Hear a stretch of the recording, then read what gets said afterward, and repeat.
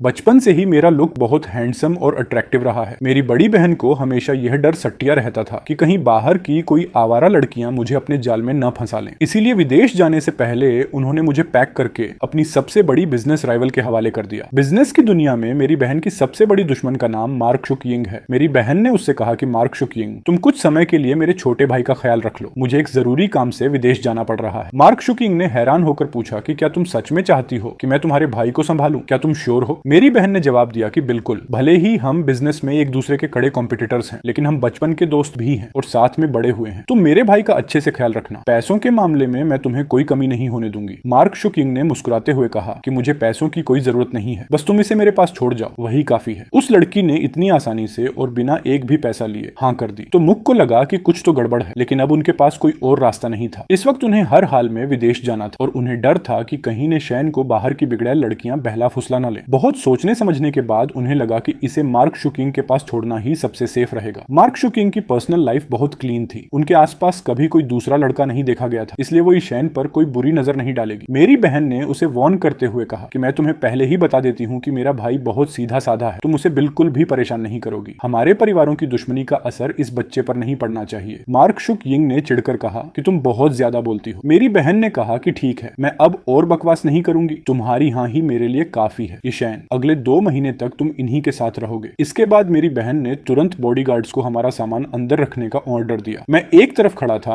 और मेरे मन में बहुत गुस्सा और नाराजगी थी। मेरी बहन भी कमाल करती है, मुझे जबरदस्ती एक अनजान औरत के पास छोड़कर जा रही है। मार्क शुकिंग एक तरफ खड़ी थी और उनके होंठों पर एक गहरी मुस्कान आ गई। उन्हें यकीन नहीं हो रहा था कि जिस लड़के को वो दिन रात याद करती थी वो खुद चलकर बिल्ली के सामने आ गया है। तो मुख ने देखा कि बॉडीगार्ड्स ने सारा सामान शिफ्ट कर दिया है। फिर उन्होंने मार्क शुकिंग की तरफ देखा। मैंने तुम्हारे अकाउंट में 10 मिलियन ट्रांसफर कर दिए हैं, तुम एक बार चेक कर लो। वैसे भी अभी समर वेकेशन चल रहा है, इसलिए इस लड़के पर थोड़ा ज्यादा ध्यान देना। बाहर के लोग इसे अक्सर घूमने फिरने के लिए बुलाते रहते हैं, लेकिन जिन लोगों की नीयत साफ ना हो उन्हें तुम इससे दूर ही रखना। मुझे तुम पर पूरा भरोसा है। तुम उन लोगों जैसी नहीं हो जो गुड लुक्स देखकर पिघल जाते हैं। तुम मेरे भाई को बिल्कुल भी परेशान नहीं करोगी, मुझे पता है। मार्क शुकिंग ने मन ही मन सोचा कि यह कितनी फनी बात है। कोई भी लड़की अपने क्रश के सामने अपनी फीलिंग्स को कैसे छुपा सकती है? जब किस्मत ने खुद उसे मेरे दरवाजे पर ला खड़ा किया है तो मैं इस चांस को इतनी आसानी से हाथ से कैसे जाने दे सकती हूँ? तो मुख ने नीचे झुककर अपनी घड़ी देखी और उनकी आवाज में थोड़ी जल्दबाजी थी। मेरी फ्लाइट का टाइम 12 बजे का है और अब देर हो रही है, तुम प्लीज इसका अच्छे से ख्याल रखना। छोटे भाई, अब मैं चलती हूँ, तुम यहाँ वहां मत भागना। तो मुख ने अपनी आखिरी बात कही और जल्दी से कार में बैठकर चली गई। मैंने कार को दूर जाते हुए देखा और भारी मन से एक ठंडी सांस ली। मैं अब भी ख्यालों में खोया हुआ था कि तभी एक बहुत ही प्यारी और हल्की खुशबू मेरी नाक से टकराई। मैंने अपनी नजरें नीचे की तो सीधे उनकी खूबसूरत और सॉफ्ट आंखों से टकराई, जिसे देखकर मैं कुछ पल के लिए ब्लैंक हो गया। तुम क्या करना चाहती हो? तो शैन ने सोचा कि अगर इस लड़की ने मुझे डांटने या सबक सिखाने की कोशिश की तो मैं तुरंत यहाँ से भाग जाऊंगा। मार्क शुकिंग की नजरें मेरे चेहरे पर टिकी थी और उनकी आवाज बहुत ही अट्रैक्टिव और जादुई लग रही थी। काफी देर हो चुकी है, पहले अंदर चलो। मैंने हड़बड़ाते हुए कहा कि हाँ ठीक है, और मैं थोड़ा साइड हो गया ताकि उन्हें पहले जाने का रास्ता दे सकूं। मुझे इस तरह झिझकते और रुके हुए देखकर मार्क शुकिंग की आवाज थोड़ी सख्त हो गई। क्या बात है? क्या मेरी खूबसूरती ने तुम्हारे पैर जाम कर दिए हैं जो तुम चल नहीं पा रहे? मेरी आवाज में थोड़ा अजीब सा भारीपन था जब मैंने कहा कि तुम पहले चलो। मार्क शुकिंग को मेरे दिमाग में चल रही इन छोटी छोटी बातों का कोई आइडिया नहीं था। उनके दिमाग में बस एक ही बात चल रही थी कि किसी भी कीमत पर लेशैन को यहाँ से भागने नहीं देना है। अब ज्यादा नखरे मत करो और जल्दी से अंदर आओ। उनकी यह बात सुनकर मुझे बहुत बुरा लगा। मैंने उनके पीछे की सड़क की तरफ देखा और मन ही मन कैलकुलेट करने लगा कि यहाँ से भागने के कितने चांसेस हैं। मार्क शुकिंग तुरंत मेरा इरादा भांप गई और उनकी आंखें ठंडी हो गई। तुम्हारी बहन ने तुम्हें मेरे भरोसे छोड़ा है, इसलिए तुम्हारी सेफ्टी की जिम्मेदारी मेरी है। अगर तुम यहाँ से जाना चाहते हो तो तुम्हें तब तक वेट करना होगा जब तक वो खुद तुम्हें लेने नहीं आ जाती। मैंने गुस्से में एक आवाज निकाली और सीधे विला के अंदर चला गया, क्योंकि मैं जानता था कि मैं उनसे जीत नहीं सकता। मुझे अपनी हार माननी ही पड़ी। अगर ये शैन सच में भागने की जिद पर अड़ जाता तो मार्क शुकिंग को भी समझ नहीं आता कि वो क्या करे। मैं लिविंग रूम में गया और सीधे सोफे पर बैठ गया। मेरा कमरा कहाँ है? तभी वहां के स्टाफ ने कहा कि तो यंग मास्टर, आप 2nd फ्लोर पर जाइए, वहां जो पहला कमरा है वही आपका है। मुझे वो कमरा नहीं चाहिए, मुझे वो कमरा चाहिए जिसका फेस गैलरी की तरफ खुलता हो। इसी बीच मार्क शुकिंग भी अंदर आ गई। मैंने तुरंत अपना टोन बदला और बहुत ही पोलाइट आवाज में कहा कि तुमने मेरी बहन से प्रॉमिस किया था कि तुम मेरा अच्छे से ख्याल रखोगी। मैं तो बस अपनी पसंद का एक कमरा मांग रहा हूँ। मार्क शुकिंग ने स्टाफ से कहा कि कोई बात नहीं, मेरा मास्टर बेडरूम खाली करके इन्हें दे दो। यह सुनकर मेरी आंखें फटी की फटी रह गईं। मुझे बिल्कुल अंदाजा नहीं था कि जिस कमरे का नाम मैंने ऐसे ही ले लिया था वो असल में उनका खुद का मास्टर बेडरूम था। मैंने जल्दी से कहा कि रहने दो, मुझे वो नहीं चाहिए, मुझे सच में उसकी जरूरत नहीं है। 3rd फ्लोर पर मुझे कोई भी नॉर्मल सा कमरा दे दो, वो चलेगा। स्टाफ ने कहा कि तो young master, sir, third floor पर कोई बेडरूम नहीं है। मार्क शू किंग थोड़ा साइड हुई और मेरे लिए पानी का एक ग्लास लेकर आई। इस घर में सिर्फ 2 ही बेडरूम है, तुम दोनों में से कोई भी एक चुन लो, जो भी तुम्हें पसंद हो। बिजनेस की दुनिया में इतनी पावरफुल और कड़क रहने वाली लेडी आज खुद अपने हाथों से मेरे लिए पानी लेकर खड़ी थी। उनका यह रूप उनके उस शांत और खड़ूस रूप से बिल्कुल अलग था जो दुनिया देखती थी। मैं बिल्कुल हैरान होकर उन्हें देखता रहा और अपनी नजरें हटाना ही भूल गया। मार्क शू किंग को इस तरह लगातार देखने की वजह से थोड़ी शर्मिंदगी महसूस हुई। उन्होंने खुद को नॉर्मल दिखाते हुए पूछा कि क्या मेरे चेहरे पर कुछ लगा है। मैंने कहा कि नहीं, ऐसा कुछ नहीं है। मार्क शू किंग को लगा कि मैं उनके लुक्स और ब्यूटी से अट्रैक्ट हो गया हूँ, इसलिए वो मन ही मन बहुत खुश हुई। उनका टोन और भी सॉफ्ट हो गया। तो क्या तुमने डिसाइड किया तुम्हें कौन से कमरे में रहना है? मैंने कहा कि कोई भी कमरा चलेगा, तुम ही डिसाइड कर लो। जिस कमरे में तुम सोओगी उसी में मैं भी सो जाऊंगा। मार्क शू किंग ने मेरी तरफ बहुत ही अजीब और गहरे लुक से देखा और वहां खड़ा स्टाफ भी शॉक रह गया, क्योंकि किसी ने नहीं सोचा था कि मैं ऐसी बात बोल दूंगा। तभी मुझे अपनी गलती का एहसास हुआ और मैंने तुरंत बात को संभालते हुए कहा कि मेरा मतलब है कि जो दूसरा कमरा बचेगा वो मुझे दे देना। मार्क शू किंग ने मुस्कुराते हुए स्टाफ से कहा कि काफी देर हो चुकी है, गेस्ट रूम को क्लीन करो ताकि यह वहां शिफ्ट हो सके। स्टाफ ने हाँ कहा और वहां से चला गया। मैंने जाते हुए स्टाफ को देखा और थोड़ा झिझकते हुए कहा कि थैंक यू। ये सुनते ही मार्क शू किंग का चेहरा फिर से गंभीर हो गया। उन्हें मेरा यह फॉर्मल थैंक यू कहना बिल्कुल पसंद नहीं आया और न ही उन्हें हमारे बीच की यह दूरी पसंद थी। ये उन्हें किसी अजनबी की तरह फील करा रहा था। मैंने पानी का एक घूंट पिया ही था कि तभी मेरी पॉकेट में रखा फोन बज उठा। मैंने फोन निकाला और स्क्रीन पर नाम देखकर चुपके से मार्क शू किंग की तरफ देखा जो वहीं खड़ी थी। ईशैन का इस तरह छुपकर फोन देखना साफ बता रहा था कि वो मुझे नहीं बताना चाहता कि फोन किसका है। मार्क शू किंग ने नोटिस किया कि मेरे चेहरे पर एक अलग ही खुशी आ गई थी, जिससे उन्हें कुछ गड़बड़ होने का एहसास हुआ। वो तुरंत आगे बढ़ी और मेरे पास सोफे पर बैठ गई। सोफे का वो हिस्सा उनके बैठने से थोड़ा नीचे दब गया। जैसे ही मैंने अपना सिर घुमाया, मेरी आंखें सीधे उनकी आंखों से मिल गईं। तुम किससे बात कर रहे हो? तभी फोन से आवाज आई कि ईशैन, तुम्हारे पास किसी लड़की की आवाज क्यों आ रही है? मैंने अपनी आवाज को धीमा करते हुए एक्सप्लेन किया कि ये मेरी बड़ी बहन की फ्रेंड है। मार्क शू किंग के सवाल को मैंने पूरी तरह इग्नोर कर दिया और सोफे से उठकर उनसे थोड़ी दूरी बना ली। मार्क शू किंग की आंखों में एक अजीब सा गुस्सा और शिकायत थी। मैं फोन पर लगातार सफाई दिए जा रहा था। मैं सच में घर पर ही हूँ। ये सिर्फ मेरी बहन की फ्रेंड है, कोई और नहीं है। मार्क शू किंग की आवाज तो मुख से बिल्कुल अलग थी, इसलिए चूई आसानी से समझ सकती थी। और यहाँ मार्क शू किंग मुझे इस तरह परेशान होकर सफाई देते देख रही थी, जिससे उनके दिल में जलन होने लगी। उन्होंने जानबूझकर अपनी आवाज को थोड़ा लाउड और रोमांटिक बनाते हुए मुझसे कहा कि गे शैन, बहुत रात हो चुकी है, अब ऊपर चलो और मेरे साथ रेस्ट करो। ये सुनकर मेरी आंखें शौक से बड़ी हो गई। मुझे समझ नहीं आया कि उन्होंने अब भी क्या कह दिया। फोन से चिल्लाने की आवाज आई कि तो शैन, तुम इस वक्त कहाँ हो? तुम किसके साथ रेस्ट करने जा रहे हो? मैंने कहा कि नहीं, ऐसा नहीं है। जैसा तुम सोच रही हो वैसा बिल्कुल नहीं है। तुम गलत समझ रही हो। लेकिन तभी फोन कट गया। मैंने बहुत ही इरिटेट होकर मार्क शू किंग की तरफ देखा। तुमने अभी वो क्या बकवास की थी? अब सब खराब हो गया। उसने गलत समझ लिया है। उन्होंने पूछा कि क्या गलत समझ लिया? मैंने कहा कि हमारे बारे में, कि हमारे बीच कोई अजीब रिलेशन है। ये बात मेरे मुंह तक आई, लेकिन मैं उसे बोल नहीं पाया और अपना सिर नीचे झुका लिया। मैंने पहले अपनी बहन से सुना था कि इस मार्क शू किंग नाम की लड़की से पंगा लेना भारी पड़ सकता है। मैं कुछ गलत बोलकर उन्हें नाराज नहीं करना चाहता था, इसलिए मैंने तुरंत टॉपिक चेंज कर दिया। अभी तुमने मुझे ईशैन कहा, जबकि कुछ मिनट पहले तुम मुझे मेरे पूरे नाम से बुला रही थी। उन्होंने पूछा कि क्या मैं तुम्हें इस नाम से नहीं बुला सकती? मैंने कहा कि ऐसा नहीं है, बस थोड़ा अजीब लगता है। मेरी यह बात सुनकर मार्क शू किंग का मूड अचानक बहुत अच्छा हो गया। क्या वो तुम्हारी गर्लफ्रेंड थी जिसने अभी फोन किया था? मैंने शर्माते हुए अपना चेहरा दूसरी तरफ घुमा लिया और कहा कि नहीं। क्या तुम उसे डेट कर रहे हो? मैंने कहा कि नहीं, ऐसा कुछ नहीं है। उन्होंने कहा कि मुझसे सच बताओ। मैं तुम्हारी बहन से कुछ नहीं कहूंगी। मैं भी देखना चाहती हूँ कि वो कौन सी लड़की है जिसकी इतनी हिम्मत कि वो मेरे इंसान पर नजर डाले। मैंने कहा कि सच में मेरा उसके साथ कोई लव अफेयर नहीं है, हम सिर्फ अच्छे फ्रेंड्स हैं। तुमने मुझसे प्रॉमिस किया है कि तुम मेरी बहन को कुछ नहीं बताओगी, है ना? जब उन्होंने कोई जवाब नहीं दिया तो मैं थोड़ा डर गया और जल्दी से कहा कि मैं ऊपर अपने कमरे में जा रहा हूँ। मैं हड़बड़ाकर खड़ा हुआ और वहां से भागने की कोशिश करने लगा, लेकिन मेरा पैर गलती से उनके घुटने से टकरा गया और उनकी बॉडी की वो खुशबू फिर से मेरे चेहरे पर आ गई। मैंने शौक से उन्हें देखा और वो भी चुपचाप मुझे देखती रही। हम दोनों एक दूसरे के बहुत क्लोज थे और मेरी आवाज में घबराहट साफ फील हो रही थी। मेरा वो मतलब नहीं था, मैं जानबूझकर ऐसा नहीं कर रहा था। मेरी आवाज में एक अजीब सी कपकपाहट थी। मैं इतना बड़ा हो गया था, लेकिन आज तक किसी लड़की के इतने करीब नहीं आया था। मेरा पूरा चेहरा लाल हो गया था। उन्होंने पूछा कि तुमने क्या कहा? मैं जल्दी से उठने की कोशिश करने लगा, लेकिन नर्वसनेस की वजह से मेरा बायां पैर दाहिने पैर में फंस गया और मैं सोफे पर फिर से गिर गया। इस बार मैं सोफे के हैंडल को भी नहीं पकड़ पाया। यह सिचुएशन बहुत ही अजीब और एम्बेरसिंग थी। मैं जैसे तैसे उठा और बिना पीछे देखे वहां से सीधे अपने कमरे की तरफ भाग गया। मार्क शू किंग ने मुझे भागते हुए देखा और मुस्कुराते हुए कहा कि यह लड़का कितना नासमझ है, इसे तो ठीक से चलना भी नहीं आता। मैंने मन ही मन सोचा कि मैं कोई बेवकूफ नहीं हूँ। मेरी नाराजगी को देखकर मार्क शू किंग ने एक ठंडी सांस ली और सोचा कि मैं सच में इस लड़के के सामने हार चुकी हूँ। मैं अपने कमरे में गया, शावर लिया और अपने फोन की स्क्रीन को देखते हुए परेशान होने लगा। चूई ने अब मेरे मैसेजेस का रिप्लाई करना भी बंद कर दिया था। अब मैं क्या करूं? मुझे नए बेड पर सोने सोने की आदत नहीं थी, इसलिए मैं पूरी रात करवटें बदलता रहा। बगल के कमरे में मार्क शुकिंग भी पूरी रात सो नहीं पाई थी। उनका मन कर रहा था कि वो चुपके से मेरे कमरे में आए और मुझे बस एक नजर देख लें, लेकिन फिर उन्होंने सोचा कि नहीं, अगर वो जाग गया तो मुझे कोई साइको समझेगा। पूरी रात अपने विचारों से लड़ने के बाद आखिरकार उन्होंने अपना प्लान ड्रॉप कर दिया। अगली सुबह 8:30 बजे मार्क शुकिंग डाइनिंग टेबल पर बैठी थी। ब्रेकफास्ट रेडी था और उनकी नजरें बार बार सेकंड फ्लोर की तरफ जा रही थी। वहां की हेल्पर लियू चाची उनका इशारा समझ गई और बोली कि मैम, क्या मैं ऊपर जाकर यंग मास्टर को ब्रेकफास्ट के लिए बुला लाऊं? मार्क शुकिंग ने बिना कुछ बोले अपनी सहमति दे दी। 10 मिनट बाद मैं अपनी सूजी हुई आंखों और बिखरे बालों के साथ नीचे आया। कॉलेज का कौन सा स्टूडेंट सुबह 8 बजे ब्रेकफास्ट के लिए उठता है भला? उन्होंने पूछा कि क्या कल रात तुम्हें अच्छी नींद नहीं आई? मैंने चिढ़कर कहा कि यह सब तुम्हारी वजह से हुआ है। चुई अब मुझसे बात भी नहीं कर रही है। ये सुनते ही मार्क शुकिंग का चेहरा फिर से ठंडा हो गया। उन्होंने कल रात ही उस लड़की के बारे में सारी इंफॉर्मेशन निकलवा ली थी, जो हाल ही में उनके इस प्यारे लड़के के करीब आने की कोशिश कर रही थी। उन्हें यह सोचकर गुस्सा आ रहा था कि एक मामूली लड़की के लिए यह लड़का पूरी रात सो नहीं पाया। तो क्या हुआ? अगर कल तुमने वो अजीब बात न की होती तो चुई मुझे इग्नोर नहीं करती। मार्क शुकिंग ने अपने कॉफी कप से एक घूंट लिया और अपने गुस्से को कंट्रोल किया। मैं टेबल पर बैठा और धीरे धीरे सूप पीने लगा। फिर मैंने बहुत ही डरते हुए उनसे कहा, क्या तुम आज मेरे साथ चलकर उसे सब कुछ सच सच एक्सप्लेन कर सकती हो? मार्क शुकिंग ने मेरी तरफ एक लुक देखा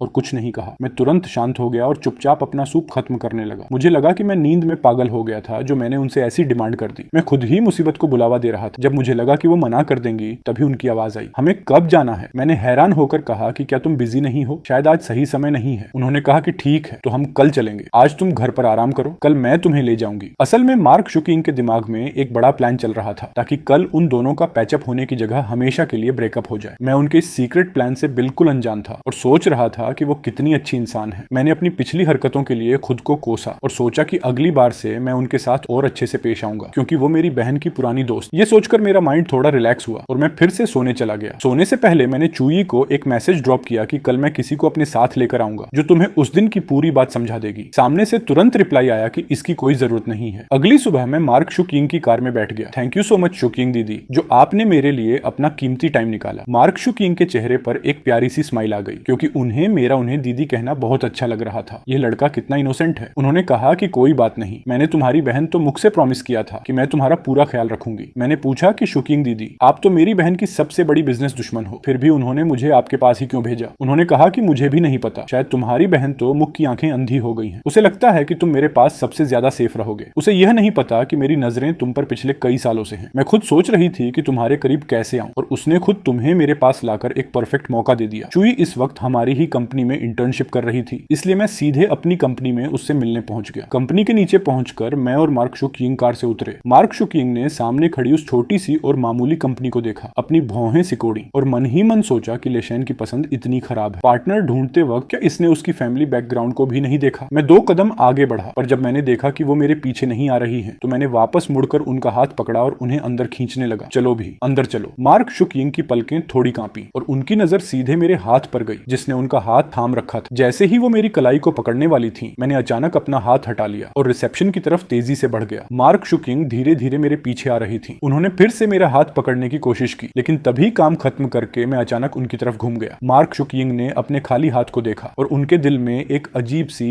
अधूरी चाहत रह गई। चलो, कार्ड स्वाइप करके गेट खुला और हम दोनों लिफ्ट में आ गए। मैं बीच बीच में चुपके से उनके चेहरे के एक्सप्रेशंस देख रहा था। अभी कुछ देर पहले वो थोड़ी अपसेट लग रही थी। आखिर क्यों? खैर छोड़ो, अब उन्हें मेरे साथ चलकर सब कुछ अच्छे से एक्सप्लेन करना होगा ताकि आगे कोई और गड़बड़ ना हो। मैंने अपना छोटा सा चेहरा ऊपर उठाया और उनकी तरफ देखा। शुकिंग दीदी, अब अंदर चलकर आपको सब कुछ क्लियर करना होगा। प्लीज कोई और मिसअंडरस्टैंडिंग मत होने देना। मेरी बात खत्म होते ही लिफ्ट का दरवाजा खुल गया। मैं जल्दी से बाहर निकल आया। चुई भले ही एक इंटर्न थी, लेकिन उसे मैनेजर की पोस्ट मिल चुकी थी, इसलिए उसका अपना एक पर्सनल केबिन था। मैंने आसपास देखा, केबिन की लोकेशन कंफर्म की और जब मैं आगे बढ़ा तो देखा कि दरवाजा थोड़ा खुला हुआ। क्या चुई को पता था कि मैं आने वाला हूँ, इसलिए उसने जानबूझकर दरवाजा खुला रखा था? कल तो वो बोल रही थी कि मैं वहां ना आऊं, तो क्या वो बस दिखावा कर रही थी? अच्छा हुआ कि मैं अपनी जिद पर अड़ा रहा। मैंने धीरे से दरवाजा पुश किया। जैसे ही मैं अंदर गया, मुझे कुछ अजीब सी आवाजें सुनाई दी। मैंने सोफे की तरफ देखा। वहां एक लड़का और एक लड़की बहुत करीब थे। उस लड़की की पीठ को मैं इतनी अच्छी तरह जानता था कि उसे पहचानना मुश्किल नहीं था। मैं शौक में एक कदम पीछे हट गया। मेरी आंखें फटी की फटी रह गईं।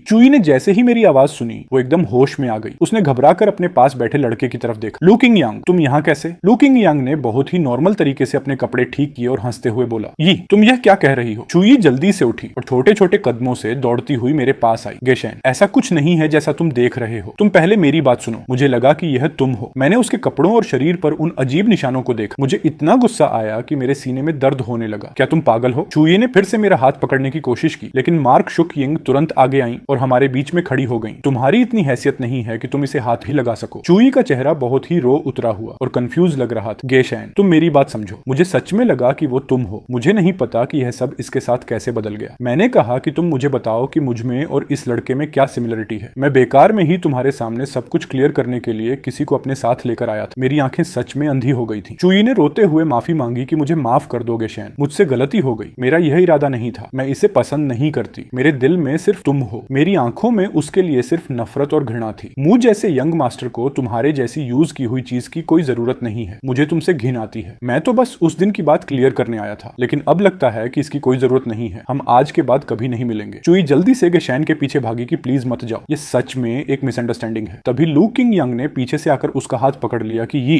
मुझे छोड़कर मत जाओ। लिफ्ट में आते ही मैंने अपना सिर नीचे झुका लिया। मुझे लगा कि मैं अब अपने इमोशंस को कंट्रोल नहीं कर पाऊंगा। वो लड़की जो पहले हर दिन मुझसे इतनी मीठी मीठी बातें करती थी, वो सब कुछ सिर्फ एक झूठ था। मार्क शुक यिंग ने कहा कि अब उदास मत हो। तुम दोनों वैसे भी रिलेशनशिप में नहीं थे, तो वो जो भी करे उसे तुम्हें कोई फर्क नहीं पड़ना चाहिए। तुम्हें उसके लिए अपना दिल दुखाने की जरूरत नहीं है। उनकी यह बात मेरे दिल पर एक चाकू की तरह लगी। मैंने अपना सिर उठाया और बहुत ही दुखी और गुस्से वाली नजरों से उन्हें देखा। तुम यहाँ मेरा मजाक उड़ाने आई थी ना, अब तुम्हें खुशी मिल गई। मेरी बहन ने सच कहा था, तुम्हारी हमारे परिवार से पुरानी दुश्मनी है। उन्होंने कहा कि मेरा वो मतलब नहीं था। मैं तुम्हारा मजाक नहीं उड़ा रही हूँ। मैंने कहा कि मुझे कुछ नहीं सुनना। जैसे ही लिफ्ट का गेट खुला, मैं उन्हें पीछे छोड़कर सीधे बाहर निकल गया। कंपनी से बाहर आकर मैं बिना सोचे समझे सीधे उनकी कार में बैठ गया। जब मुझे एहसास हुआ कि यह उनकी कार है और मैं उतरने ही वाला था, तभी कार के दरवाजे ऑटोमेटिक लॉक हो गए। उनकी पतली और अट्रैक्टिव बॉडी धीरे धीरे मेरे करीब आने लगी। मैंने नर्वस होकर थूक निकला, दीदी तुम क्या करना चाहती हो? मार्क शुक यिंग ने बहुत ही प्यार से मेरी उंगली से मेरे माथे को टच किया और उनकी आवाज बहुत ज्यादा सॉफ्ट थी। उदास मत हो, अभी तो तुम्हारा लव अफेयर शुरू भी नहीं हुआ था और तुमने उसका असली चेहरा देख लिया। यह तो एक अच्छी बात है। मेरा मन बहुत भारी था। मुझे समझ नहीं आ रहा था कि चुई ने ऐसा क्यों किया। हम तो बस एक ऑफिशियल रिलेशनशिप में आने ही वाले थे, फिर ऐसा क्यों हुआ? लेकिन मेरा ईगो मुझे उनके सामने कमजोर नहीं दिखने दे रहा था। मैंने अपना चेहरा दूसरी तरफ घुमाया और अकड़ कर जवाब दिया, वैसे भी वो मेरी पसंद की टाइप नहीं थी। चली गई तो चली गई, मुझे कोई फर्क नहीं पड़ता। मार्क शुक यिंग को साफ पता था कि मैं झूठ बोल रहा हूँ। मैंने चेहरा घुमाकर थोड़ा धमकी भरे टोन में कहा कि तुम इस बारे में मेरी बड़ी बहन को कुछ नहीं बताओगी, याद रखना। मार्क शुक यिंग ने तुरंत हाँ कर दी कि रिलैक्स, मैं कुछ नहीं कहूंगी। मैंने कहा कि तो ड्राइवर से कहो कि मुझे घर छोड़ दे और तुम अपने काम पर जा सकती हो। ठीक है। मार्क शुक यिंग कार से नीचे उतरी और जब तक कार दूर नहीं चली गई वो देखती रही। फिर वो अपनी बेंटले कार की तरफ बढ़ी जो थोड़ी दूरी पर पार्क थी। बेंटले के पास उनका असिस्टेंट लू किंग यांग को 1 मिलियन का चेक दे रहा था। लू किंग यांग ने चेक लिया और वहां से रफू चक्कर हो गया। मार्क शुक यिंग ने लू किंग यांग की तरफ बहुत ही नफरत से देखा और अपने असिस्टेंट से कहा कि इसे देश से बाहर भेज दो। यह लड़का मुझे इस शहर में दोबारा कभी नहीं दिखना चाहिए। मुझे यह सब सोचकर और भी चिढ़ हो रही थी। घर पहुंचते ही मैंने खुद को कमरे में बंद कर लिया, सोफे पर बैठ गया और खिड़की के बाहर खाली नजरों से देखने लगा। मार्क शुक यिंग जब ऑफिस से घर लौटी तो स्टाफ ने उन्हें बताया कि मैंने दोपहर का लंच भी नहीं किया है और खुद को कमरे में लॉक करके बैठा हूँ। ये सुनते ही उन्हें बहुत गुस्सा आया कि यह बेवकूफ लड़का दिन में तो बड़ी बड़ी बातें कर रहा था कि उसे कोई फर्क नहीं पड़ता और अब यहाँ छुपकर देवदास बना बैठा है। उनकी हाई हील्स की आवाज सीढ़ियों से ऊपर आने लगी और फिर मेरे दरवाजे पर एक हल्की सी दस्तक हुई। गेशैन, दरवाजा खोलो। मार्क शुक यिंग की आवाज दरवाजे के पार से आई। जब मैंने कोई रिप्लाई नहीं किया तो उन्होंने आगे कहा कि अगर तुमने दरवाजा नहीं खोला तो मैं सीधे अंदर आ जाऊंगी। उनकी बात खत्म होते ही वो अंदर आ गई। मैंने सिर उठाकर उन्हें देखा। मेरी आंखों में कोई चमक नहीं थी और मैं बहुत ही अकेला और खाली फील कर रहा था। मार्क शुक यिंग का गुस्सा मेरा यह चेहरा देखकर आधा शांत हो गया। तुमने तो कहा था कि तुम्हें कोई परवाह नहीं है, फिर खुद को इस तरह बंद करके भूखे क्यों बैठे हो? मैंने अपने सामने खड़ी उस बेहद खूबसूरत और परफेक्ट औरत को देखा और बहुत ही बेबसी से पूछा कि क्या ऐसा इसलिए है क्योंकि मैं हैंडसम नहीं हूँ, वरना उसने मेरे बदले उस लड़के को क्यों चुना? मेरे शब्दों में वो इनसिक्योरिटी सुनकर उनकी आवाज में थोड़ी नाराजगी आ गई। वो लड़की कभी तुम्हारे लायक थी ही नहीं। लुक्स और फैमिली स्टेटस के मामले में तुम इससे कहीं ज्यादा बेहतर और परफेक्ट पार्टनर डिजर्व करते हो। उनकी बातों में एक गहरा हिंट था जिसे मैं उस वक्त समझ नहीं पाया क्योंकि मेरा दिमाग सिर्फ उस दुख में डूबा हुआ था। चलो अब नीचे चलो और खाना खाओ। तुम पूरे दिन से भूखे हो, तुम्हारा पेट यह सब कैसे सहेगा? मैंने कहा कि मुझे नहीं खाना। अगर तुम अब भी नहीं उठे तो मैं तुरंत तुम्हारी बड़ी बहन को फोन लगा दूंगी। उनकी यह सीधी धमकी काम कर गई। उनकी इस बात ने मुझे उस दुखी मूड से बाहर निकाला। तुम बहुत क्रूर हो। आखिरकार मुझे हार माननी ही पड़ी। मैंने अपनी चप्पल पहनी और धीरे धीरे नीचे खाना खाने चला गया। मैं डाइनिंग टेबल पर बैठा और बिना मन के बस चम्मच से चावल के दानों को इधर उधर करने लगा। टेबल पर इतनी सारी डिशेज हैं, क्या इनमें से एक भी तुम्हारी पसंद की नहीं है? मैंने अपना सिर उठाए बिना बहुत ही धीमी आवाज में कहा कि मुझे भूख नहीं है। मुझे खुद समझ नहीं आ रहा था कि मुझे खाना पसंद नहीं आ रहा था या मुझे उनका इस तरह मुझ पर हक जताना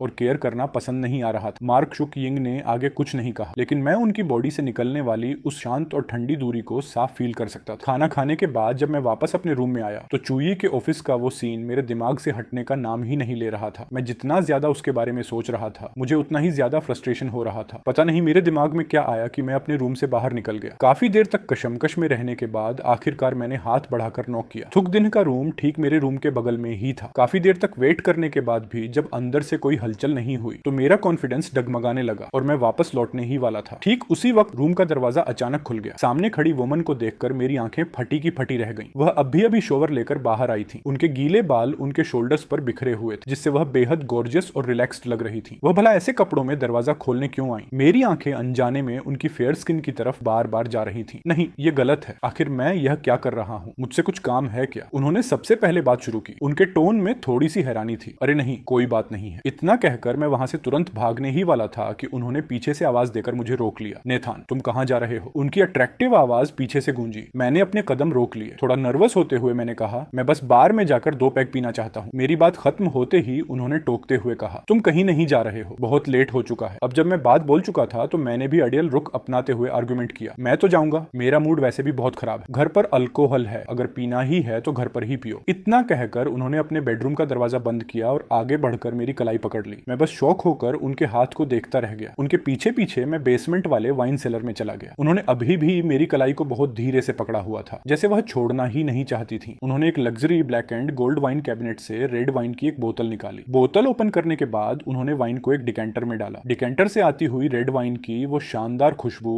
इतनी अच्छी थी कि मैं अपनी लार टपकाने से खुद को रोक नहीं पाया। शायद मैंने लाइफ में पहले कभी वाइन नहीं पी थी। मैंने बस कुछ मौकों पर कॉकटेल के कुछ सिप लिए थे। पास्ट में मेरी सिस्टर हमेशा मुझे रोकने का काम करती थी। वह अक्सर कहती थी कि लड़के जब ड्रिंक करते हैं तो वे शॉर्ट टेम्पर्ड हो जाते हैं और उनका अपने बिहेवियर पर कंट्रोल नहीं रहता। ये सोचते ही मेरे मुंह से अचानक निकल गया, क्या इसे पीने से लोग शॉर्ट टेम्पर्ड और एंग्री हो जाते हैं? मैक थुक दिनह धीरे से मुस्कुराई। तुम्हें यह बात किसने बताई? मेरी सिस्टर ने कहा था, अगर तुम लिमिटेड क्वांटिटी में रेड वाइन पियोगे तो यह तुम्हारी हेल्थ के लिए बहुत अच्छी होती है। तो क्या मुझे बस थोड़ा सा ही पीने को मिलेगा? क्या मैं ज्यादा नहीं पी सकता? मेरी आंखों में तुरंत एक चमक आ गई और मैं खुशबू सूंघने के लिए डिकेंटर को घूरने लगा। क्या अब हम इसे पी सकते हैं? थोड़ा और वेट करो, वाइन को अच्छी तरह से ब्रीथ करने दो, वरना इसका टेस्ट कड़वा लगेगा। मैं तुरंत उदास हो गया। 2 सेकंड बीतने के बाद मैं खुद को रोक नहीं पाया और फिर से जिद करने लगा, क्या अब पी सकते हैं? मैक थुक दिन ने अपनी आंखें उठाई और मुझे देखा। उनकी आंखों में एक प्यारी सी मुस्कान थी। उन्होंने डिकेंटर उठाया और धीरे धीरे एक लॉन्ग स्टेम ग्लास में रेड वाइन डालकर उसे मेरे सामने सरका दिया। नॉर्मली तुम्हारी सिस्टर तुम्हें अल्कोहल को हाथ भी नहीं लगाने देती है ना? मेरे होंठ थोड़े से कांपे, पर मैं अपनी ईगो के चक्कर में सच स्वीकार नहीं करना चाहता था। ऐसा बिल्कुल नहीं है। मेरी सिस्टर मुझे ड्रिंक करने की परमिशन देती है। वह धीरे से हंसी। उन्होंने मेरे झूठ को सबके सामने एक्सपोज नहीं किया। वह घूमकर मेरे बगल वाले हाई बार स्टूल पर बैठ गई। मैंने वाइन का ग्लास उठाया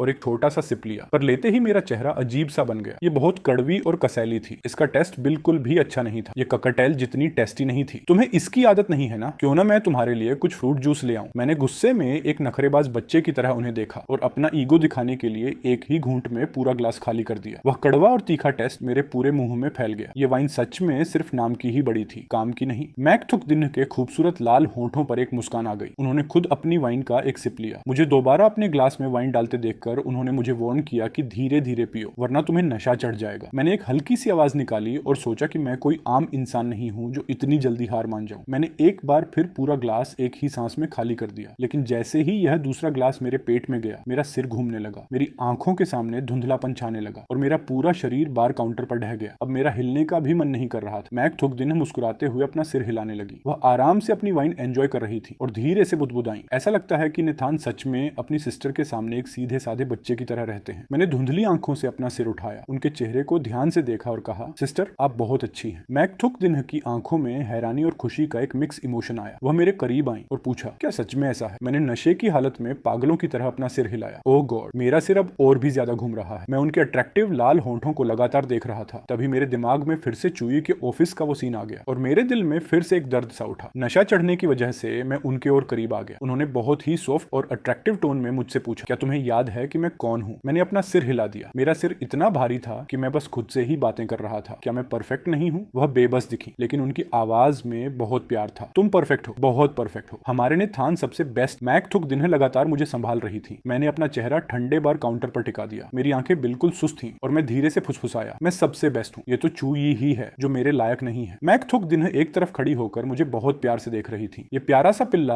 आखिर इस बात पर इतना ओवर रिएक्ट क्यों कर रहा है? यह साफ है कि वह प्यार में पूरी तरह डूब चुका है। कुछ ही देर में मुझे बहुत तेज नींद आने लगी। मैक थुक दिन को मेरे सांस लेने की एक जैसी आवाज सुनाई देने लगी। उन्होंने मुझे 2 बार आवाज दी, पर जब मेरी तरफ से कोई रिस्पॉन्स नहीं मिला तो उन्होंने बॉडीगार्ड्स को बुलाकर मुझे मेरे रूम में शिफ्ट करवा दिया। जब मैक थुक दिन मुझे बेड पर कंबल उड़ा रही थी तो मैं अचानक आधी नींद में जाग गया। मेरी आंखों के सामने सिर्फ उनके अट्रैक्टिव लाल होंठ थे। पता नहीं मेरे दिमाग में क्या भूत सवार हुआ। मैंने अपना सिर उठाया और आगे बढ़कर उन्हें किस कर लिया। मैक थुक दिन ने अचानक अपनी आंखें बड़ी कर ली। उन्हें अपनी आंखों पर यकीन नहीं हो रहा था। दूसरी तरफ मैं अपनी शरारती आंखों से उन्हें देखकर एक बेवकूफ की तरह मुस्कुरा रहा था। उन्होंने बहुत ही सीरियस और संभल कर मुझसे पूछा, तो थान, क्या तुम्हें पता भी है कि मैं कौन हूँ? चीजें अब कंट्रोल से बाहर हो रही हैं। मेरा सिर बहुत तेजी से घूम रहा था। मुझे उनकी बात बिल्कुल समझ नहीं आई। मुझे बस इतना एहसास हुआ कि शायद वह मुझसे नाराज है। मैं अपनी गलती से बचने के लिए तुरंत दूसरी तरफ मुंह करके लेट गया। मेरा यह साइलेंस देखकर उनका चेहरा और भी ज्यादा ठंडा हो गया। उनकी नजरें मेरे होंठों पर टिक गईं और उनकी उंगलियां अनजाने में उनके अपने होंठों को छूने लगी। नेथान, अब आराम से सो जाओ। कल सुबह तक तुम उस चूई नाम की लड़की को पूरी तरह भूल जाओगे। अगली सुबह मैक थुक दिन डाइनिंग टेबल पर ब्रेकफास्ट कर रही थी कि तभी उनके फोन पर एक वीडियो कॉल आई। मेरा भाई कहाँ है? जैसे ही कॉल कनेक्ट हुई तो नगोक की आवाज सुनाई दी। इतने लंबे समय के बाद तुम्हें अपने भाई की याद आई? मुझे तो लगा था कि तुम उसे भूल ही चुकी हो। तो नगोक की आवाज में थोड़ी सी घबराहट थी। ऐसा कुछ नहीं है, बात बस इतनी है कि मैं बहुत ज्यादा बिजी थी। मैंने सब कुछ पहले ही इन्वेस्टिगेट कर लिया है। तुम काम के सिलसिले में फॉरेन कंट्री नहीं गई हो। तुम साफ तौर पर एक आदमी का पीछा करने वहां गई हो। मैक थुक दिन ने बहुत ही शांत आवाज में कहा, अगर तुम इतनी बिजी हो तो कॉल मत किया करो। तुम्हारा भाई मेरे पास बहुत अच्छे से रह रहा है। मैंने उसे किसी चीज की कमी नहीं होने दी है, लेकिन मुझे डर है कि कहीं तुम उसे परेशान ना कर रही हो। ठीक उसी समय मैं अपनी आंखें मलता हुआ नीचे आया। मेरी आवाज में अभी भी नींद का भारीपन था। सिस्टर, क्या वह आप हैं? मुझे ऐसा लगा जैसे मैंने आपकी आवाज सुनी। तो नगोक की आवाज तुरंत लाउड हो गई। हाँ, मैं ही हूँ। मैक थुक दिन ने फोन का कैमरा मेरी तरफ घुमा दिया। तो नगोक ने जब मेरे बिखरे हुए बालों को देखा जो किसी चिड़िया के घोंसले जैसे लग रहे थे तो वह तुरंत गुस्से में आ गई। इसे तुम कह रही हो कि मेरा भाई ने थान यहाँ बहुत अच्छे से रह रहा है? मैक थुक दिन शौक होकर मुझे देखने लगी। उन्हें बिल्कुल उम्मीद नहीं थी कि तो नगोक इस छोटी सी बात को लेकर उन पर भड़क जाएगी। अपनी सिस्टर की बातें सुनकर मुझे इतनी शर्म आ रही थी कि मेरा मन कर रहा था कि मैं जमीन में गड्ढा खोदकर वहीं छिप जाऊं। तो क्या तुम मुझसे यह उम्मीद करती हो कि मैं तुम्हारे भाई के बाल सुखाऊं और उसके कपड़े सिलेक्ट करूं? तो नगोक पहले तो गुस्सा होने वाली थी, पर अचानक उसके दिमाग में कुछ आया और वह प्राउड फील करते हुए बोली, बात तो सही है। एक ऐसी लड़की जिसका कोई भाई नहीं है, कोई बॉयफ्रेंड नहीं है, जो पूरी तरह सिंगल डॉग है, वह इन सब चीजों की केयर को क्या ही समझेगी? मैक थुक दिन के पास अब कहने को कुछ नहीं बचा था। वह समझ गई कि तो नगोक बस इस बात का शो ऑफ कर रही है कि उसका एक पार्टनर है। मैक थुक दिन ने स्क्रीन पर तो नगोक को बहुत ही अजीब नजरों से देखा और सोचा कि तुम अभी जितना चाहो हंस लो। एक बार जब मैं तुम्हारे भाई को इंप्रेस कर लूंगी तब देखती हूँ कि तुम कैसे हंसती हो। तुम्हें मेरे भाई के लुक और ग्रूमिंग का ध्यान रखने के लिए किसी को काम पर रखना चाहिए। निथान को घर पर हमेशा स्पेशल ट्रीटमेंट मिलता है। मैंने नींद में उनके पास जाकर बहुत ही कमजोर आवाज में कहा, सिस्टर, मैं यह सब खुद कर सकता हूँ, तुम कुछ नहीं कर सकते। मैंने ऑलरेडी उस लड़की को इसके लिए पे कर दिया है। तुम घर पर जैसे रहते थे तुम्हें वहां भी वैसे ही रहना है। खुद को किसी भी तरह की प्रॉब्लम में मत डालना। अब मुझ में आगे कुछ बोलने की हिम्मत नहीं थी। मैंने चुपके से मैक थुक दिन की तरफ देखा। मैक थुक दिन के चेहरे पर कोई एक्सप्रेशन नहीं थे। उनके लिए यह कोई बड़ी बात नहीं थी। एक अमीर घर के लड़के को लग्जरी ट्रीटमेंट मिलना तो नॉर्मल बात थी। अगर मेरे यहाँ उसे पहले जैसा कंफर्ट नहीं मिलेगा तो मैं उसे अपने जाल में कैसे फंसा पाऊंगी? मेरी सिस्टर ने फिर से फिक्रमंद होकर पूछा, नेथान, मैक थुक दिन तुम्हें परेशान तो नहीं कर रही है ना? नहीं, ऐसा नहीं है। सिस्टर थुक दिन मेरा बहुत अच्छे से ध्यान रखती है। स्क्रीन पर तो नगोक ने गुस्से में अपनी आंखें घुमाई। उसे सिस्टर मत बुलाओ। मैं कंफ्यूज हो गया और पूछा, तो फिर मैं उन्हें क्या कहकर बुलाऊं? उसे मैक थुक दिन कहो। मैं तुम्हें बता रही हूँ, अगर वह तुम्हारे साथ अच्छा बिहेव ना करे तो मुझे बताना, मैं खुद उससे निपट लूंगी। मैं अपनी इस क्रेजी सिस्टर के साथ और बहस नहीं करना चाहता था, इसलिए मैंने चुपचाप अपना सिर हिला दिया। मैक थुक दिन ने कैमरा फिर से अपनी तरफ घुमाया। ठीक है, मेरे फोन की बैटरी खत्म होने वाली है, मैं फोन रख रही हूँ। कॉल कटने से पहले तो नगोक पीछे से चिल्लाई, तुम्हें मेरे भाई को परेशान करने की बिल्कुल जरूरत नहीं है, मैं कभी भी अचानक चेक करने आ सकती हूँ। मैक थुक दिन ने बिना कुछ सोचे कॉल काट दी और फोन को एक तरफ रख दिया। वह मुझे दलिया खाते हुए देखने लगी। आज तुम इतनी जल्दी उठ गए। मुझे लगा था कि कल रात ज्यादा ड्रिंक करने की वजह से आज हमारे इस भोले पिल्ले का सिर भारी होगा, इसलिए मैंने किसी को तुम्हें उठाने के लिए नहीं भेजा था। मेरे होंठ थोड़े से कांपे। अगर मैं जल्दी नहीं उठता तो क्या करता? क्या मैं मकान मालिक के खुद आकर मुझे जगाने का वेट करता? वह बहुत ही एम्बैरेसिंग होता। आसपास का माहौल अचानक बहुत ही अजीब और शांत हो गया। क्या तुम्हें याद है कि कल रात नशे में तुमने क्या किया था? मैं थोड़ा ब्लैंक हो गया। मैंने क्या किया था मुझे कुछ याद नहीं है। मैक थुक दिन की नजरें मुझे बहुत ही ध्यान से स्कैन कर रही थी। कुछ नहीं, कल रात तुम सिर्फ 2 ग्लास पीकर ही पूरी तरह आउट हो गए थे। मैं तुम्हें खुद तुम्हारे बेडरूम में छोड़कर आई थी। मैक थुक दिन ने काफी देर तक सोचा। बेहतर यही होगा कि वह इस बारे में अब भी कुछ न कहे। उन्हें मिले हुए अभी बस कुछ ही दिन हुए हैं। अगर इस सीधे साधे लड़के को इस बात का पता चला तो कहीं वह डरकर देखकर भाग ना जाए। मेरी आंखें थोड़ी बड़ी हो गईं। मुझे तो लगा था कि मैं खुद ही रेंगते हुए अपने रूम तक गया था। अचानक हमारी नजरें एक दूसरे से मिल गईं। आपको बहुत परेशानी हुई? I am sorry. आगे से कभी किसी और के साथ ड्रिंक करने मत जाना, ये बहुत डेंजरस हो सकता है। मैक थुक दिन ने अपने मन में सोचा। मेरे सामने होने के बावजूद ये खुद को रोक नहीं पाया और मुझे किस कर लिया। अगर कोई और वुमन इसे अपने साथ ले गई तो सिचुएशन बहुत खराब हो जाएगी। मेरी जो थोड़ी बहुत नर्वसनेस थी वह उनकी यह बात सुनकर पूरी तरह गायब हो गई। वह बिल्कुल मेरी सिस्टर की तरह ही बातें कर रही थी। ये सच में बहुत इरिटेटिंग था। ब्रेकफास्ट खत्म करने के बाद मैं ऊपर अपने रूम की तरफ जाने लगा। आधे रास्ते में मुझे ऐसा लगा जैसे कोई मेरे पीछे खड़ा है। जब मैं मुड़ा तो देखा कि मैक थुक दिन मुझसे 2 सीढ़ियां नीचे खड़ी थी। सिस्टर थुक दिन, क्या आप आज ऑफिस नहीं जा रही हैं? तुम्हारी सिस्टर ने मुझसे कहा है कि मैं तुम्हारी ग्रूमिंग और लुक्स का ध्यान रखूं। अब से मैं तुम्हें गाइड करूंगी। मेरे दिल की हैरानी तुरंत एक डर में बदल गई। आप प्लीज मुझे मत डराइए, मुझे इन सब चीजों से डर लगता है। इसकी कोई जरूरत नहीं है सिस्टर थुक दिन, मैं खुद को संभाल सकता हूँ। क्या तुम अपनी सिस्टर की बात नहीं मानोगे? सच में इसकी कोई जरूरत नहीं है, मैं अपना काम खुद मैनेज कर लूंगा। मेरे इस साफ इनकार की वजह से मैक थुक दिन के चेहरे पर एक अजीब सी दूरी और कड़कपन आ गया। उन्होंने मुझे एक बहुत ही कोल्ड लुक दिया और वहां से पलट कर चली गई। वह अचानक इतनी एंग्री क्यों हो गई? जब मैं खुद अपने बाल सेट करने की कोशिश कर रहा था तभी मेरे बेस्ट फ्रेंड का कॉल आया। मैंने फोन को लाउडस्पीकर पर डालकर एक तरफ रख दिया। नेकेड, क्या बात है? अरे वाह, तुम्हारी आवाज सुनकर तो ऐसा लग रहा है कि तुम उस ब्रेकअप के सदमे से पूरी तरह बाहर आ चुके हो। मैंने अपने होंठ सिकोड़े। कैसा ब्रेकअप? हमारा तो कभी ऑफिशियली कुछ शुरू ही नहीं हुआ। बात तो सही थी। जब मेरा दिमाग शांत हुआ तो मैंने यह मानने से ही इनकार कर दिया कि मेरा चूई के साथ कभी कोई कनेक्शन था। मुझे इस बात पर बहुत शर्म आ रही थी। लेकेट की आवाज में थोड़ा डाउट था, लेकिन सच कहूं तो चूई वैसी लड़की नहीं लगती जो किसी के साथ ऐसा गेम खेले। क्या तुम दोनों के बीच कोई मिसअंडरस्टैंडिंग हुई है? मिसअंडरस्टैंडिंग? मैंने अपनी आंखों से सब कुछ देखा है, तो भला इसमें क्या मिसअंडरस्टैंडिंग हो सकती है? मेरी सिस्टर बिल्कुल सही कहती हैं कि वुमन कभी भी ट्रस्ट के लायक नहीं होती। अगर तुम ऐसा कह रहे हो तो नगोक भी कोई बहुत अच्छी इंसान नहीं है। वैसे तुम वहां ठीक तो हो ना? बिल्कुल ठीक नहीं हूँ। मैं यहाँ रहकर पूरी तरह बोर हो चुका हूँ। तो फिर तुम कुछ दिनों के लिए मेरे घर भाग आओ। ये बात तुमने खुद कही है ना? मैं सच में आ रहा हूँ। मैं अब भी घर पर नहीं हूँ। मेरी फ्लाइट रात को 9 बजे लैंड करेगी। मेरे वापस आते ही मैं तुम्हें पिक करने आ जाऊंगा। ठीक है। मैक थुक दिन को आज रात एक बिजनेस डिनर पर जाना था, इसलिए उन्हें घर लौटने में काफी लेट होने वाला था। ये मेरे लिए बेस्ट चांस था कि मैं चुपके से अपने बेस्ट फ्रेंड के घर निकल जाऊं और कुछ दिन वहां एंजॉय करूं। रात के 10 बजे एक luxury business car Mac family के मेंशन के सामने आकर रुकी। मैसेज मिलते ही मैंने अपना पहले से तैयार किया हुआ सामान उठाया और दबे पांव मेन गेट की तरफ बढ़ने लगा। पर किसे पता था कि जैसे ही मैं विला के गेट से बाहर निकलूंगा मुझे सामने 2 वुमन आपस में बातें करती हुई दिखेंगी। पैर की आवाज सुनते ही मैक थुक दिन ने अपनी गर्दन घुमाकर मेरी तरफ देखा। उनकी आंखें बर्फीली और बेहद ठंडी थी। उन्हें देखते ही मैं डर के मारे वहीं फ्रीज हो गया। नगे केट लग्जरी बिजनेस कार में बैठा था और एक्साइटेड होकर मुझे हाथ हिलाकर बुला रहा था। नगे थान।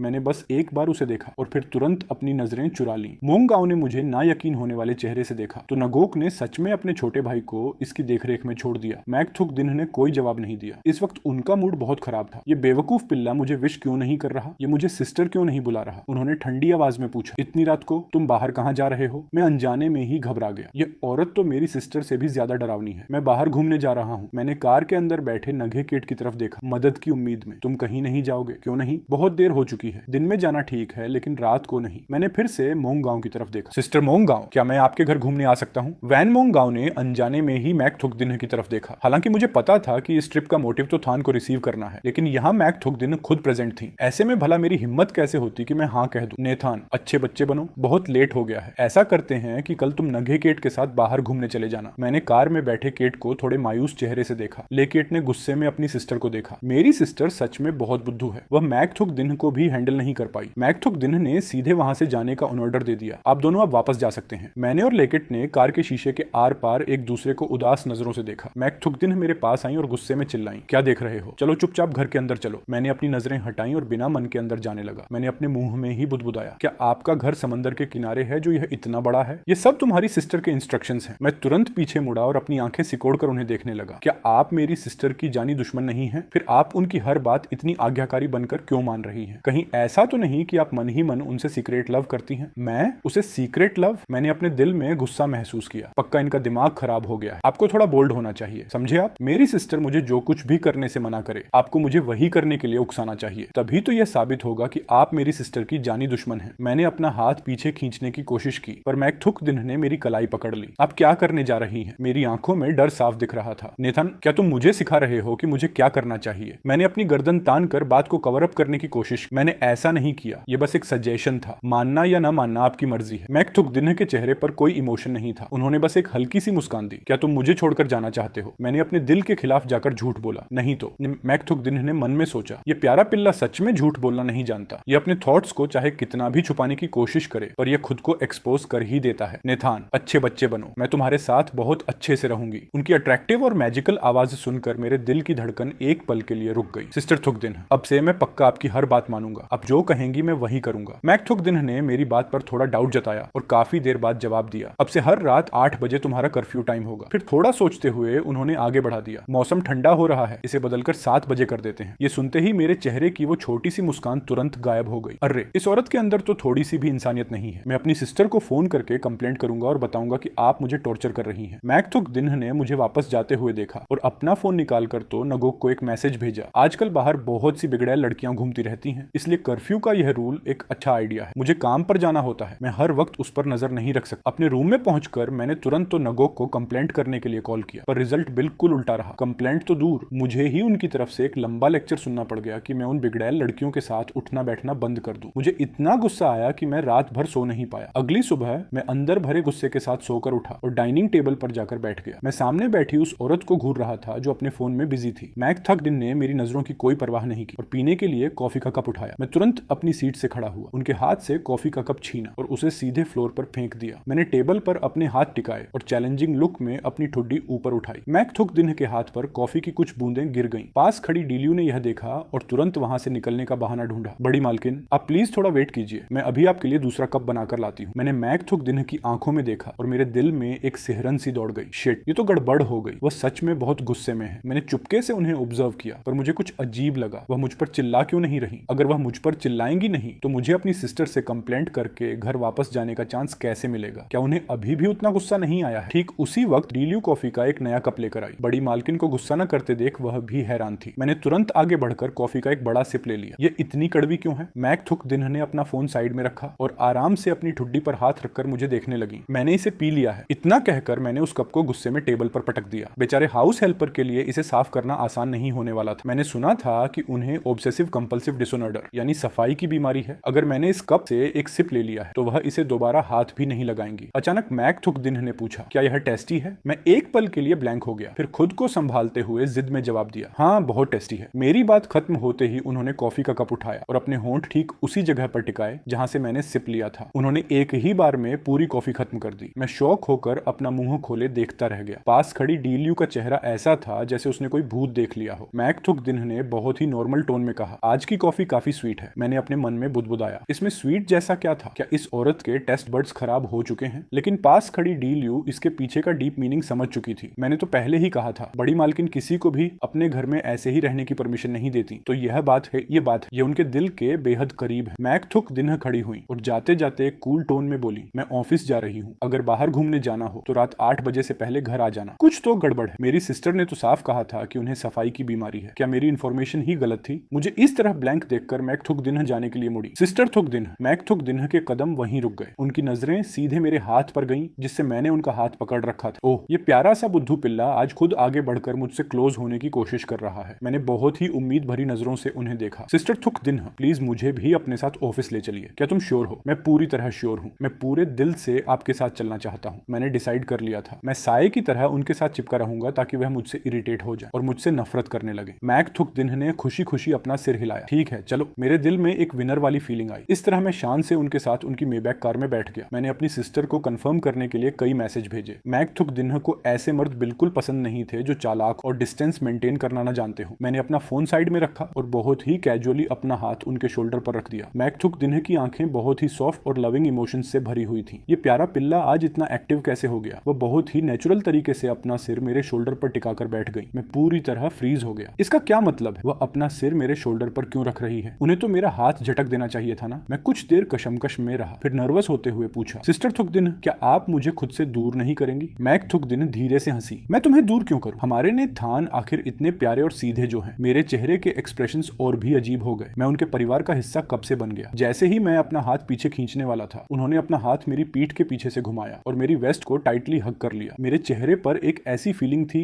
जैसे मैं जिंदा लाश बन चुका हूँ। आप अपना हाथ कब हटाएंगी? ये मेरे लिए सच में बहुत डिफिकल्ट सिचुएशन थी। पता नहीं मैंने आगे बढ़कर उन्हें हग ही क्यों किया। मैं इसे अब और बर्दाश्त नहीं कर पा रहा था। हमारी यह खींचातानी तब तक चलती रही जब तक ड्राइवर की आवाज ने मुझे इस टॉर्चर से आजाद नहीं कर दिया। बड़ी मालकिन, हम कंपनी पहुंच गए हैं। तब जाकर मैक थुकदिन ने अपनी पकड़ ढीली की। नेथान, तुम पहले नीचे उतरो, मुझे मुझे खुद को थोड़ा शांत करने की जरूरत। इस प्यारे और सीधे पिल्ले के साथ रहना सच में बहुत कंफर्टेबल था। इसकी वजह से वह अपनी रोज की कूल और सीरियस इमेज मेंटेन नहीं रख पा रही थी। ठीक उसी वक्त असिस्टेंट हुआतिन लिफ्ट से बाहर आई। गुड मॉर्निंग यंग मास्टर, तो मैं आपको ऊपर ले चलती हूँ। मैंने मुड़कर कार में बैठी मैक थुक दिन्ह को देखा। वह अपनी आंखें बंद करके आराम कर रही थी। वह कार से बाहर क्यों नहीं आ रही? हुआतिन ने मेरे थॉट्स को गैस कर लिया और एक्सप्लेन किया, मैक बॉस को अभी कुछ इंपॉर्टेंट काम हैंडल करना है। अब प्लीज मेरे साथ चलिए और ऑफिस के वेटिंग रूम में थोड़ा वेट कीजिए। मैंने मन ही मन कंप्लेंट की। उनका यह लुक कहीं से भी ऐसा नहीं लग रहा कि वह कोई काम हैंडल कर रही है। हुआतिन मुझे सीधे जनरल मैनेजर के ऑफिस में ले गई। मैक बॉस मन ही मन यंग मास्टर तो को पसंद करती है। यह बात कंपनी में जिन गिने चुने लोगों को पता थी उनमें से मैं एक थी। मुझे उनके बारे में बहुत सारे सीक्रेट्स पता थे। पास्ट में जब बड़ी मालकिन तो अक्सर यंग मास्टर तो को अपने साथ लाती थी, तो मैक बॉस हमेशा उनके पीछे जाने का कोई ना कोई बहाना ढूंढ ही लेती थी, सिर्फ इसीलिए ताकि वह छुपकर यंग मास्टर तो को देख सके। तुम हमेशा मेरे सामने आकर मुझे इरिटेट क्यों करती हो? ये बहुत फ्रस्ट्रेटिंग है। कुछ दिन पहले एक पार्टी में मैक बॉस फिर से उनके साथ जाने का बहाना ढूंढ रही थी। एक अमीर घर की लड़की यंग मास्टर तो से बात करने की कोशिश कर रही थी, तो मैक बॉस ने तुरंत अपने लोगों से कहकर उसे बाहर निकलवा दिया था। यह सीन सच में किसी को भी कपल गोल्स देने के लिए काफी था। हुआतिन अपनी यादों से बाहर आई। यंग मास्टर तो आप प्लीज यहाँ बैठकर वेट कीजिए। अगर आपको कुछ खाने या पीने के लिए चाहिए तो मुझे बताइए, मैं सेक्रेटरी से कहकर मंगा दूंगी। उसकी कोई जरूरत नहीं है। मैं उस बड़ी सी फ्रेंच विंडो के पास गया और नीचे के व्यू को देखने लगा। वेट, कुछ तो गड़बड़ है। मैं यहाँ क्या कर रहा हूँ? क्या मुझे मैक थुक दिन्ह के साथ साय की तरह नहीं रहना चाहिए था? असिस्टेंट हुआ, 1 मिनट रुकिए। हुआतिन रुकी और मेरी तरफ मुड़ी। यंग मास्टर तो क्या कोई और बात है?